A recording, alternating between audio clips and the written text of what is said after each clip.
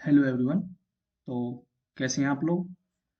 आज हम बात करते हैं अर्थक्वेक के बारे में कि भूकंप क्या है। और हम जानेंगे कि ये अर्थक्वेक जो है वो कैसे हमारे अर्थ के इंटीरियर को समझने में हमारी हेल्प करता है। ठीक है। तो उससे पहले हम ये देख लेते हैं कि अर्थक्वेक है क्या। अर्थक्वेक क्या है? नेचुरल प्रोसेस है। ठीक है। वैसे तो अर्थक्वेक ह्यूमन कॉजेज की वजह से भी आता है। ठीक है। बट अभी हमें अर्थ के इंटीरियर के बारे में जानना है। तो हम सिर्फ इतना याद रखते हैं कि ये नेचुरल प्रोसेस है। तो होता क्या है कि जब लिथोस्फीयर में से एनर्जी रिलीज होती है ना, ट्रिमर्स के फॉर्म में, तो जैसे ही वो क्या स्ट्राइक करती है अर्थ की सरफेस पर, तो उनकी वजह से जो अर्थ की सरफेस जो है, पृथ्वी की सतह जो है, वो जो हिलती है डुलती है, उसकी वजह से जो नुकसान होता है तो उसे हम भूकंप कहते हैं। ठीक है। तो मैंने आपको अर्थक्वेक के बारे में बता दिया। ठीक है। तो अब ये किस मिनिस्ट्री के अंडर आता है? तो ये आता है मिनिस्ट्री ऑफ अर्थ साइंस। ठीक है। तो इसके अंदर आता है। अब देखो, ये मैं सपोज कर लो ये कि ये लिथोस्फीयर है। अब यहाँ किसी पॉइंट से, अब ऐसा नहीं है कि सिर्फ इसी पॉइंट से, सपोज कर लो कि इस पॉइंट से एनर्जी रिलीज हुई। ठीक है।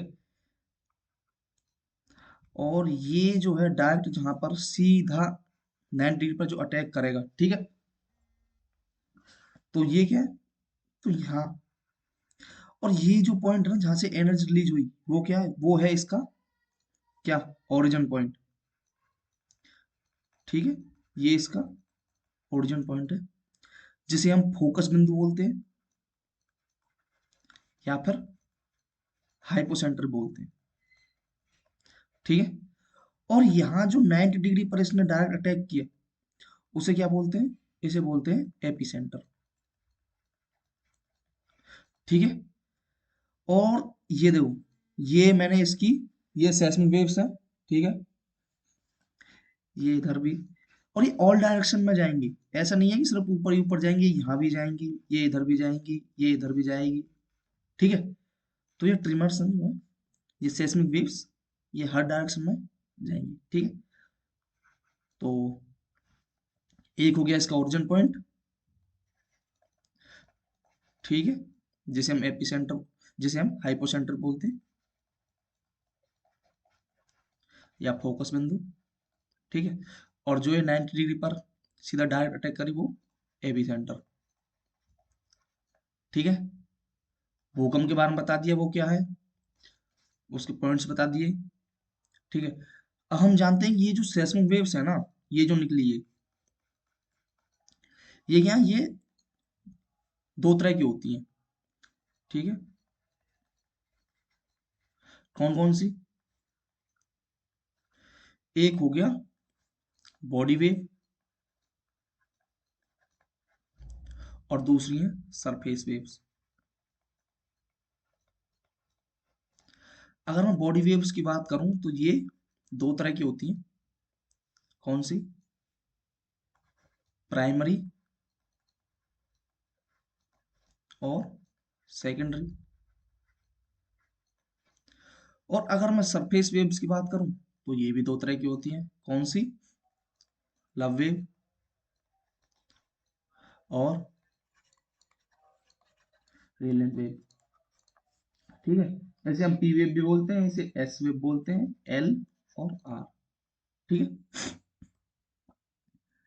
अब हम बात कर लेते हैं एक एक के बारे में कि प्राइमरी वेव क्या है, सेकेंडरी वेव क्या है, लव वेव क्या है, या रेलेंट वेव क्या है। ठीक है। तो पहले बात करते हैं प्राइमरी वेव्स की।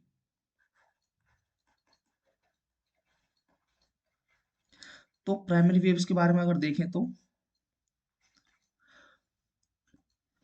ये क्या है? ये फास्ट होती है सबसे। ठीक है। और ये ऑल मीडियम्स में ट्रेवल कर सकती है। मीडियम्स बोले तो ये सॉलिड में भी ट्रेवल करेगी, ये लिक्विड में भी ट्रेवल करेगी, ये गैस में भी ट्रेवल करेगी। ठीक है। और इसकी एक खास बात ये है कि ये जब चलती है ना, ट्रेवल करती है, तो ये कंप्रेशन और एक्सपेंशन के फॉर्म में चलती है। कंप्रेशन एक्सपेंशन क्या, संकुचन और फैलाव। जैसे कि देखो, ये यहां से ये गई, ठीक है, और यहाँ पर एकदम प्रेशर आ गया, ये ऐसे, फिर गई, फिर ऐसे प्रेशर आ गया, फिर गई, फिर ऐसे प्रेशर आ गया, फिर गई, ठीक है, ये मूव करी, फिर प्रेशर आ गया, फिर मूव करी, फिर प्रेशर आ गया, ठीक है। संकुचन और फैलाव, ये यहाँ पर संकुचन हो गई, फिर यहाँ पर फैलाव हो गई, कंप्रेशन और एक्सपेंशन, ठीक है। इसकी तरह ग्रो करती है, कैसे, कंप्रेशन एंड एक्सपेंशन, ठीक है। अब ये है कि इसकी स्पीड देख लेते हैं, कुछ फैक्चुअल इंफॉर्मेशन। 8 से 9 किलोमीटर पर सेकंड, ठीक है। ये साउंड वेव्स की तरह चलती है, साउंड वेव्स की तरह चलती है, ठीक है।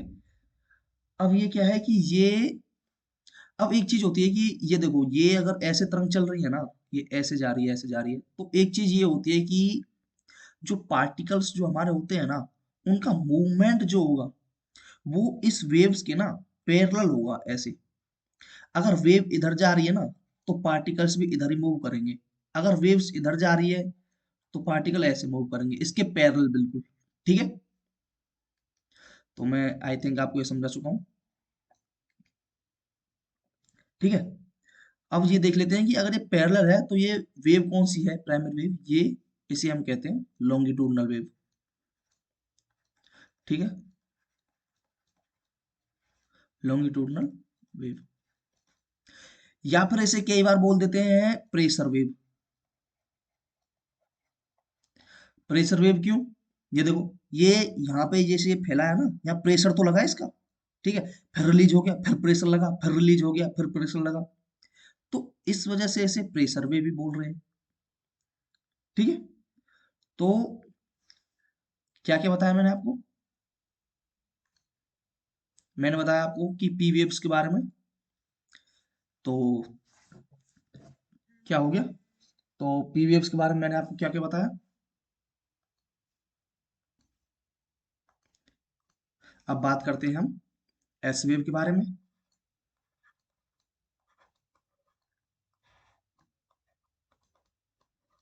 तो एस वेव के बारे में बात करते हैं, तो उसमें क्या है कि ये है slow than P, slow than P, और ये ओनली सॉलिड मीडियम में ग्रो कर सकती है, ठीक है, सॉलिड मीडियम में ट्रेवल कर सकती है बस, सॉलिड ट्रेवल, ठीक है। और अगर स्पीड की बात करें तो 4 to 5 किलोमीटर पर सेकेंड। और इसके बारे में एक चीज ये हो रहा है कि जैसे हमने पीवीएफ के बारे में पढ़ा कि वो कंप्रेशन और एक्सपेंशन की तरह मूव करती है, ये क्या करेगी, ये एंटीक्लाइन एंड सिंक्लाइन, एंटीक्लाइन और सिंक्लाइन मूव करेगी, कैसे, जैसे देखो, ये तरंग है यहाँ से निकली, ये ऐसे ऊपर गई, फिर नीचे आई, फिर ऐसे गई, फिर नीचे आई, फिर ऐसे गई, फिर नीचे आई, इस तरीके से मूव करेगी, ठीक है। तो मतलब उभार और गर्त, जिसे हम बोलते हैं हिंदी में, ठीक है। ये ऊपर गई, ये नीचे आ गई, फिर ऊपर गई, फिर नीचे आई, ठीक है। अब ये क्या है कि ये वाटर रेपल्स की तरह मूव करती है, इसे हम बोलते हैं वाटर रेपल, ठीक है। वाटर रेपल्स कैसे, जैसे देखो आपने सुनामी वगैरह देखी होंगी, तो वाटर क्या ऊपर जाता है, फिर नीचे आ जाता है, फिर ऊपर जाता है, फिर नीचे आ जाता है, जैसे सुनामी वगैरह आती है, तो उस तरह से ये नाम दिया वाटर रेपल्स, ठीक है। अब इसमें अगर पार्टिकल्स का मूवमेंट देखें, जैसे हमने पी वेव्स में देखा, पार्टिकल का मूवमेंट जो होगा वो वेव्स के पैरेलल होगा, ठीक है। बट इसमें क्या होगा कि इसमें पैरेलल तो जाएगा नहीं। अब देखो पार्टिकल मूव, अब ये ऊपर जा रही है तो पार्टिकल ऊपर जाएगा, ठीक है। ये अगर नीचे आ रही है, तो ये भी नीचे आएगा, फिर ऊपर जाएगा, तो पार्टिकल्स का मूवमेंट जो होगा ना, अब देखिए ये कैसे बन रही है, ऐसे और इस तरीके से, ठीक है, तो ये क्या होगा, परपेंडिकुलर,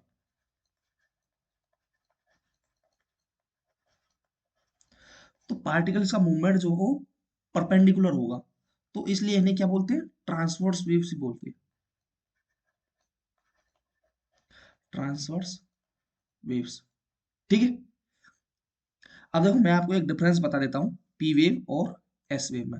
ये हमने कंप्लीट कर ली, पी वेव और एस वेव। अब देखो एक डिफरेंस देख लेते हैं। ये होगी पी वेव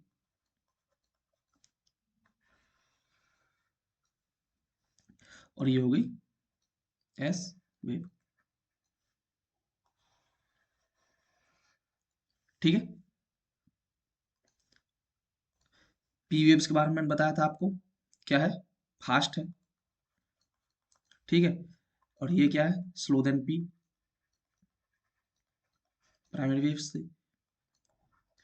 ये क्या है, ये ऑल मीडियम में ट्रेवल कर सकती है।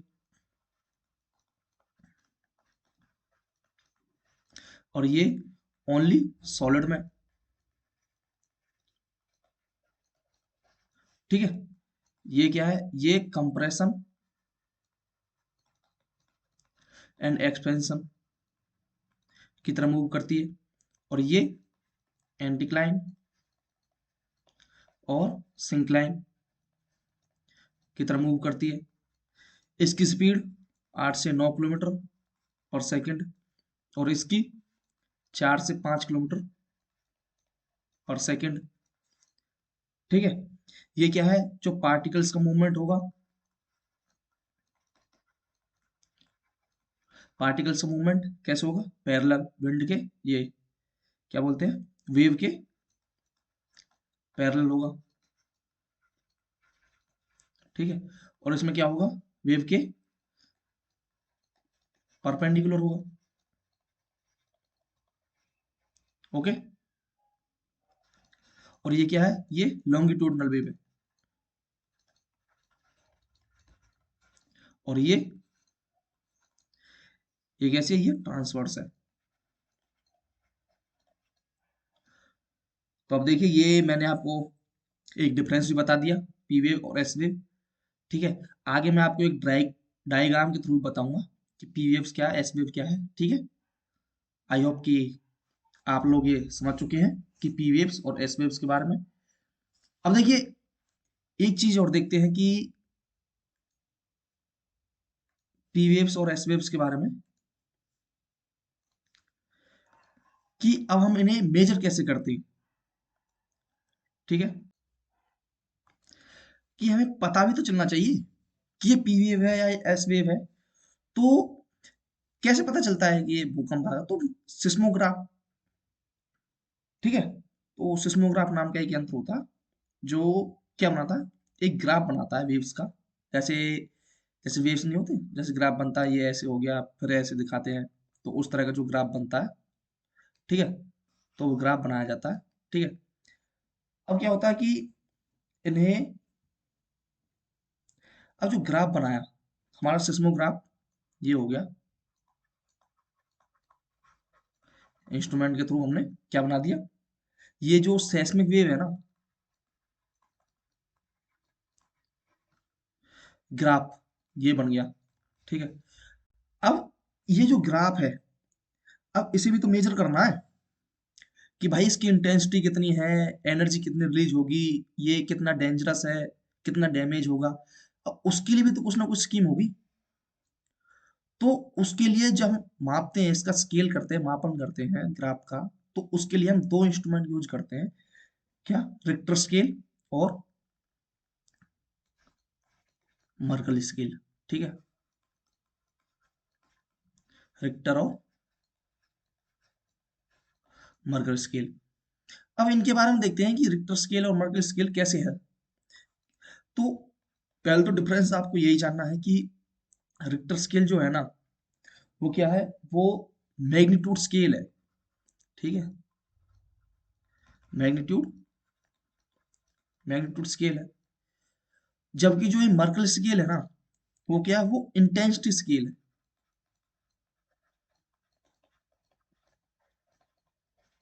ठीक है। और जो रिक्टर स्केल है, ये क्या करता है, ये बताता है कि रिलीज ऑफ एनर्जी,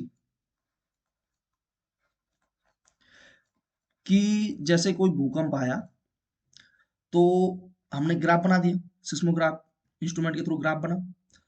तो उस भूकंप की इंटेंसिटी कितनी है, मैग्नीट्यूड कितना है, तो उसमें से एनर्जी जितनी रिलीज होगी ना, रिक्टर स्केल जो है उसे बताएगा हमें कि इससे इतनी एनर्जी रिलीज हुई है।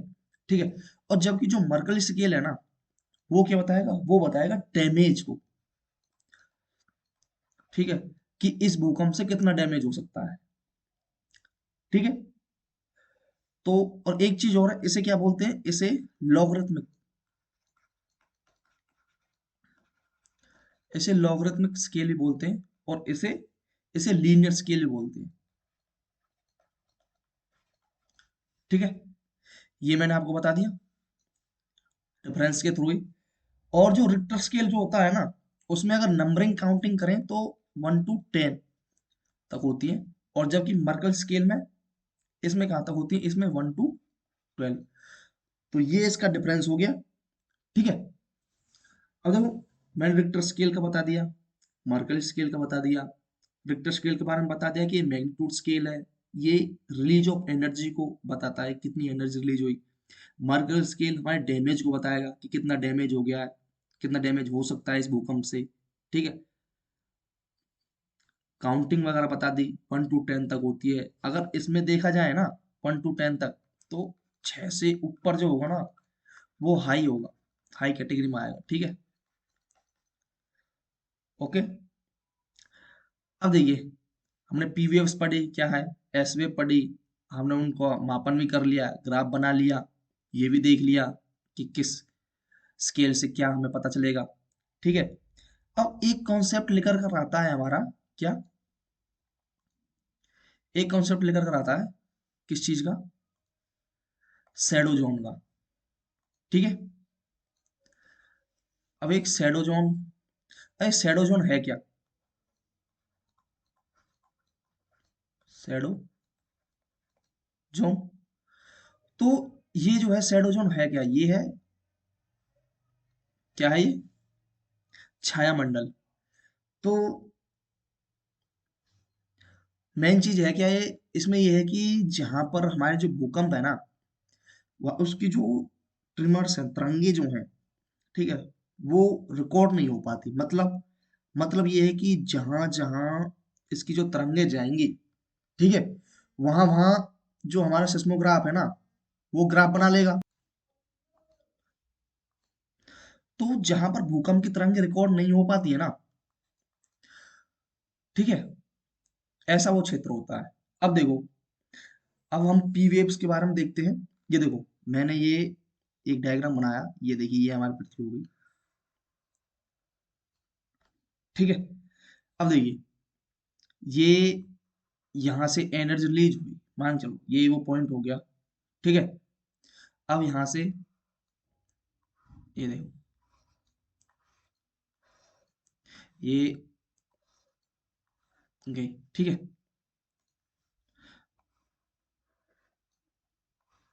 ये जो मैं पीले कलर में बना रहा हूँ, ऐसे आप मान चलिए एस वेव है, और ये ब्लू कलर में है, ये क्या है, ये पी वेव है।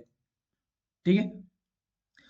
अब देखो, अब ये, अब यहाँ पे मान के चलते हैं, यहाँ ये आ गया, ये क्या है, ये है आउटर कोर।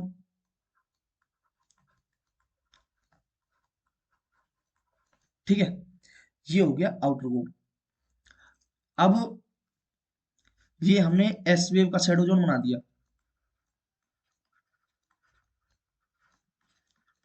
ठीक है। अब मैंने आपको, अब याद करो कि एस वेव जो है वो सिर्फ सॉलिड में ही ग्रो कर सकती है। ठीक है। तो अब आप पूछेंगे कि सर ये किसमें, एस्थनोस्फीयर में कैसे फिर मूव कर गई। तो भाई एस्थनोस्फीयर जो है वो सेमी लिक्विड है, यानी सेमी सॉलिड है वो। ठीक है। तो उसमें कहीं ना कहीं सॉलिड के पार्टिकल्स तो होंगे। अब ऐसा तो है नहीं कि बिल्कुल ही लिक्विड है। बिल्कुल लिक्विड क्या है, वो आउटर कोर है, मैं आपको बता चुका हूँ, आउटर बेड स्फीयर। ठीक है। तो वो बिल्कुल लिक्विड है, ये क्या है, ये लिक्विड है भाई। ठीक है। तो यहाँ पर ये तो हो गई एस वे वाली, और ये जो है ये पी वेव हो गई। ठीक है, तो अब इसके बाद ये तरंगे जो है वो आ ही नहीं रही भाई। ठीक है, तो यहीं तक ही पहुंची है भैया ये, बस एस्ट्रोस्फीयर तक ही, उससे नीचे वो आई ही नहीं। क्यों? क्योंकि उससे नीचे जो है आउटर कोर वो लिक्विड है, और लिक्विड में से वो ग्रो करेगी नहीं, मूव ही नहीं करेगी वो। ठीक है, तो वो वहां पर आएगी नहीं, तो यहाँ पर वो रिकॉर्ड होती ही नहीं। तो इससे हमें क्या पता चलता है? इससे ये पता चलता है कि आउटर कोर जो है वो लिक्विड है, तभी तो नहीं चाहिए। अब सपोज करो 1 मिनट के लिए कि हमने आउटर कोर लिक्विड है या सॉलिड है, ये हमने पता ही नहीं, ये हमने पढ़ा ही नहीं है। ठीक है, जीरो समझ के चलो। हम यहाँ पे एक मैंगो मैन की तरह सोच रहे हैं कि ये जो वेव है ये नीचे जा रही है। हमने पी वेव्स के बारे में पढ़ा कि वो ऑल मीडियम्स में ग्रो कर सकती है। हमने एस वेव के बारे में पढ़ा कि वो केवल सॉलिड मीडियम में ग्रो कर सकती है। अब ये सोचो कि मैंने एक ग्राफ बनाया, साइंटिस्ट समझ लो मुझे, तो मैंने ग्राफ बना दिया भाई, सिस्मोग्राफ, सिस्मोग्राफ के थ्रू। ठीक है, ग्राफ आया, बट ग्राफ में जो है ये नीचे तो आई नहीं, एस वेव उसने रिकॉर्ड ही नहीं की। ठीक है, पी वेव से की बस, एस वेव तो उसने रिकॉर्ड ही नहीं की। तो मैं क्या सोचूंगा? आप खुद सोचो कि जब मुझे पता है कि एस वेव जो है वो सॉलिड में ही ग्रो कर सकती है, लिक्विड में नहीं कर सकती, जब एस वेव नीचे आ ही नहीं रही, तो मैं ये सोचूंगा कि कहीं ना कहीं तो लिक्विड है भाई। तो इस तरह एस वेव से हमें पता चलता है कि आउटर कोर जो है वो लिक्विड है। ठीक है, अब ये तो हमें पता चल गया। अब देखो यहाँ पर एक क्या है, यहाँ पर कुछ चीजें होती है, कितने डिग्री से हमें पता चलता है, तो कहीं पर 103 भी है और कहीं पर 105 डिग्री भी है। ठीक है, तो 103 भी लिख सकते हैं, 105 भी लिख सकते हैं, ऐसी कोई दिक्कत नहीं है। ठीक है, तो ये नीचे, ठीक है, सारा शैडो जोन का एरिया है, यहाँ पर हमें कोई भी तरंग रिकॉर्ड नहीं हो पाती एस वेव की। ठीक है, तो ये हो गया। अब ऐसे ही एक बात करते हैं पी वेव्स की। ठीक है, अब देखो,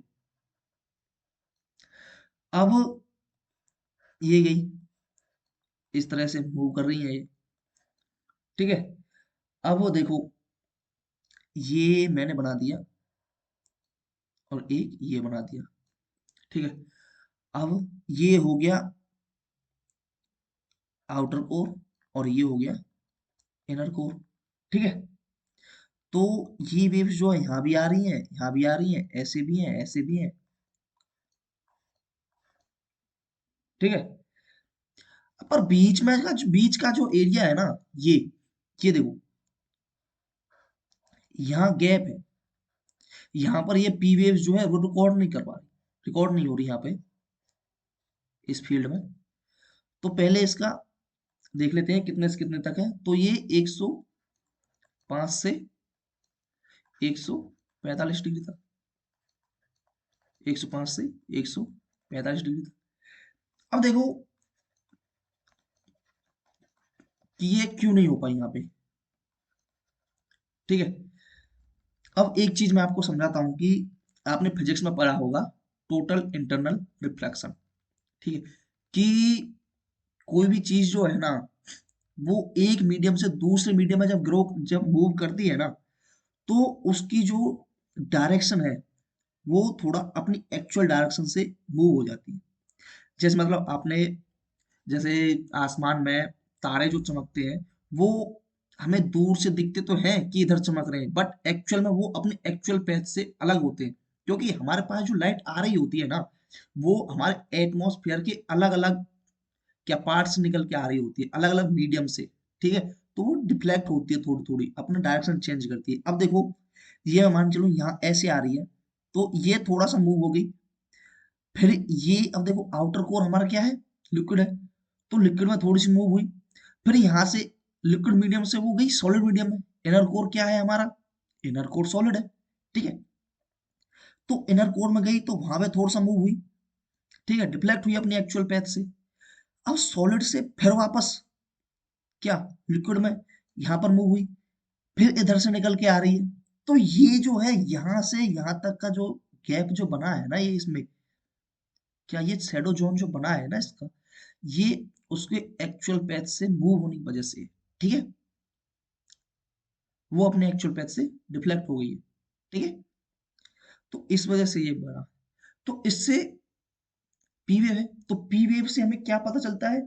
अब देखो, हमने ये तो पता चल गया कि हमारा आउटर कोर एस वेव से लिक्विड है, बट पी वेव से क्या पता? पी वेव से पता चला क्या? पी वेव से हमें पता चला कि इनर कोर जो है हमारा, वो सॉलिड है। ठीक है, अब देखो, अगर मान के चलो ये लिक्विड ही होता इनर कोर, तो इतना ज्यादा गैप थोड़ी ना बनता। ठीक है, अगर मान चलो ये इनर कोर पूरा पूरा लिक्विड होता, तो गैप ये कुछ और होता। ठीक है, अब देखो यहां से ऐसे मूव करके ये इधर वापस डिफ्लेक्ट होना होती, तो और बड़ा बन सकता था ये। ठीक है, तो आई थिंक कि मैं आपको ये समझा चुका हूँ कि एस वेव से हमें आउटर कोर लिक्विड है इसके बारे में पता चला, क्योंकि उसकी तरंगें जो हैं आउटर कोर एस्थनोस्फीयर के बाद जो है वो रिकॉर्ड ही नहीं हुई। और पी वेव से क्या पता चला? पी वेव से पता चला कि हमारा इनर कोर सॉलिड है, क्योंकि यहाँ पर जो है अलग अलग मीडियम्स में से जब ये पी वेव ग्रो करती है, मूव करती है, ठीक है, सॉरी, मूव करती है, तो गैप बनता है जो, ठीक है, यहाँ पर शैडो बनती है। ये जोन जो है 105 से 145 तक। ठीक है, तो आई थिंक आप समझ चुके हैं। चलिए आगे बढ़ते हैं। तो अब बात करते हैं हम अपने सरफेस वेव्स की। सरफेस वेव्स, तो सरफेस वेव्स क्या है कि जब बॉडी वेव्स जो है ना हमारी, वो बॉडी वेव्स जो है वो जब अटैक करती हैं, कहां पर टकराती हैं, ठीक है, किस पर? सरफेस पर। तो जब ये सरफेस पर टकराती है ना, तो उससे सरफेस पर जो तरंग बनी, ठीक है, तो उन्हें सरफेस वेव्स बोलते हैं। मेनली अगर देखा जाए तो सबसे ज्यादा जो नुकसान करती है, डैमेज करती है ना, वो हमारी सरफेस वेव्स ही करती है। ठीक है, क्योंकि बॉडी वेव्स तो नीचे है ना, सरफेस पर तो हमारी अर्थ की सरफेस जो है वहां पर सरफेस वेव्स आई, जैसे ही वो वहां पर अटैक करी, वहां से टकराई। ठीक है, तो ये मैंने आपको बताया था एल वेव और आर वेव। ठीक है, तो एल वेव्स के बारे में देखो, ये ज्यादा तो इनके बारे में जानना नहीं है, बस इतना ही पता करना है कि ये मोर डिस्ट्रक्टिव है देन बॉडी वेव्स से। ठीक है, तो प्री में स्टेटमेंट बना के क्वेश्चन दे सकता है एग्जामिनर कि सरफेस वेव्स जो है मोर डिस्ट्रक्टिव देन बॉडी वेव्स, तो यस, मोर डिस्ट्रक्टिव है, ज्यादा डैमेज करती है। ठीक है, तो आपका, मैंने आपको बॉडी वेव्स बता दिया, सरफेस वेव्स बता दिया, body waves P wave, S wave, surface wave, L wave और आर वेव। चलिए अब एक छोटी सी बात और करते हैं, किस चीज की, कि ये जो अर्थक्वेक जो है ना, मैंने आपको बताया था कि अर्थक्वेक जो है, अर्थक्वेक सिर्फ नेचुरल प्रोसेस से नहीं आता है, उसमें कुछ ह्यूमन कॉजेज की वजह से भी आते हैं। जैसे देखो, नेचुरल कॉज अगर मैं देखूं तो नेचुरल और ह्यूमन, या फिर एंथ्रोपोजेनिक। ठीक है, अब देखो नेचुरल में क्या है, एक होती है टेक्टोनिक प्रोसेस। ठीक है, टेक्टोनिक प्लेट, जो प्लेट्स मूव करती है हमारी, ये मैं आपको बताऊंगा अल्फ्रेड वेगनर की थ्योरी। ठीक है, आप अभी के लिए इतना जान लो टेक्टोनिक वजह से। ठीक है, अब कई बार होता है कि वॉल्केनो, ठीक है, ज्वालामुखी जो आते हैं, उसकी वजह से भूकंप जैसी कंडीशन बनती है ना। ठीक है, ये तो हो गया नेचुरल प्रोसेस। ठीक है, अब देखो, अब वैसे नेचुरल प्रोसेस में टेक्टोनिक वॉल्केनो भी आ गया, और हो सकता है मीटियोरॉइड्स को भी हो जाए, जैसे मतलब जैसे बड़े बड़े मीटियोरॉइड्स अगर हमारे अर्थ की सरफेस पर आकर गिरते हैं, तो उसकी वजह से भूकंप जैसी कंडीशन बनती है ना, तो मीटियोर। अब ह्यूमन कॉजेज में देखा जाए तो, जैसे हम कोलैप, जैसे मतलब जो हम माइनिंग वगैरह करते हैं, ठीक है, कोयला निकाल रहे हैं या कुछ हम मेटल्स निकाल रहे हैं, ठीक है, मिनरल्स निकाल रहे हैं, माइनिंग कर रहे हैं, तो जो हम बॉम्ब ब्लास्टिंग करते हैं जब मिनरल्स माइनिंग करने के लिए, तो उसकी वजह से भूकंप आता है, ठीक है, उस एरिया में, ठीक है। और देखो एक्सप्लोजन,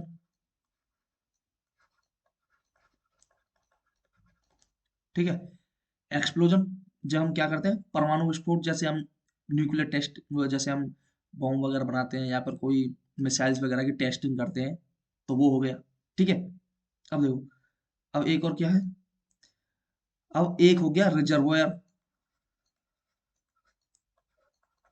क्या, जैसे हम बांध वगैरह बना देते हैं, बड़े बड़े बांध हो गए, ठीक है, उनकी वजह से उसमें भूकंप आता है, बांध वगैरह की वजह से, ठीक है। तो ये हो गया हमारे नेचुरल और ह्यूमन या एंथ्रोपोजेनिक कॉज, ठीक है। तो ये बता दिया। अब एक छोटा सा एक कंसेप्ट और है, बाकी कुछ नहीं। एक चीज आती है कि, एक चीज निकल कर आती है कि एक होता है कॉन्टिनेंटल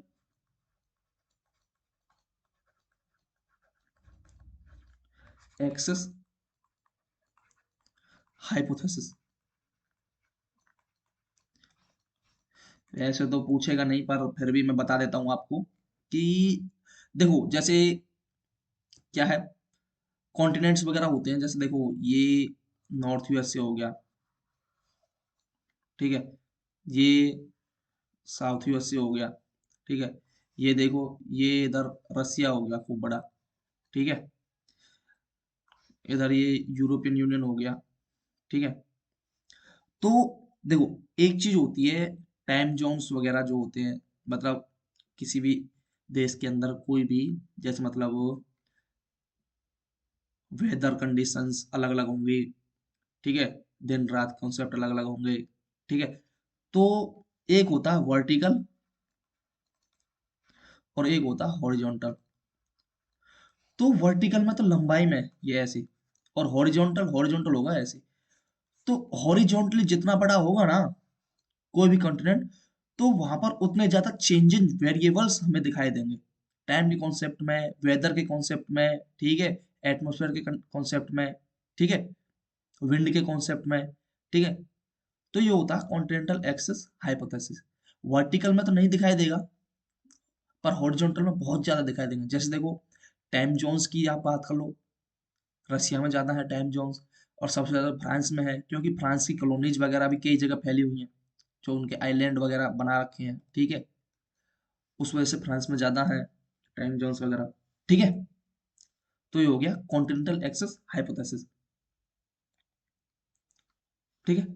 चलिए अब मैं आपको कुछ डायग्राम दिखाता हूँ, ओके, आपने जितना पढ़ा, ये देखिए, ये मैंने आपको बताया कि two types of body, two types of waves, body wave, P wave, S wave, ठीक है, ये मैंने आपको बता दिया। गैसेस, लिक्विड और सॉलिड में मूव करेगी, साउंड वेव्स की तरह है, ठीक है। और देखिए, ये देखिए, मैंने आपको बताया था कि पी वेव्स और एस वेव्स में एक आपको डायग्राम दिखाऊंगा, तो ये देखो, ये मैंने क्या बताया था, कंप्रेशन और एक्सपेंशन, ये देखो, ये एक्सपेंशन आ जाता है, और ये बीच में जो है ये कंप्रेशन हो गया, ठीक है, फिर रिलीज हुई, फिर यहाँ पर कंप्रेशन हो गया, फिर रिलीज हुई, फिर कंप्रेशन हो गया, फिर एक्सपेंशन हुआ, फिर कंप्रेशन हो गया, ठीक है। एस वेव्स के बारे में देखो, मैंने बताया था आपको कि एंटीक्लाइन और सिंक्लाइन की वजह से चलती है, देखो इस तरह से ये मूव कर रही है, ठीक है। लव वेव्स और रे लेंथ वेव्स, ठीक है, रे लेंथ वेव का देख लो, ये जो है ना एंटीक्लाइन सिंक्लाइन, ये थोड़ा कम है इनकी वेवलेंथ, बट इसकी देखो ये ज्यादा, गैप देखो, ये गैप ज्यादा है इसमें, ठीक है। तो ये भी आप समझ चुके हैं, डायग्राम में आपको दिखा चुका, ठीक है। अब देखिए, ये देखिए शैडो जोन मैंने आपको बताया था एस वेव्स का, 103 या फिर 105 कर लो इससे, ठीक है। ये देखो, ये क्या है, लिक्विड है, ये क्या है, आउटर कोर, ठीक है, और आउटर कोर के बारे में आपको पता, लिक्विड है, ये डायग्राम देखिए आप, और ये अब यहाँ से मूव कर नहीं पाएंगे, तो ये देखो, ये नीचे का एरिया जो है ये एस वेव का शैडो जोन बन गया, ठीक है। तो डायग्राम से आपको और अच्छे से समझ में आ रहा होगा, ठीक है, ये देखिए, और आप देख सकते हैं, ठीक है, ये देखो, पी वेव्स का भी शैडो जोन, ये लिक्विड आउटर कोर, ये सॉलिड इनर कोर, ये देखो, ये रहा पी वेव्स का, ठीक है, और ये यहाँ से और यहाँ तक का जो होगा वो वैस वेव का होगा, ठीक है। ये और डायग्राम देखिए आप, ये देखिए,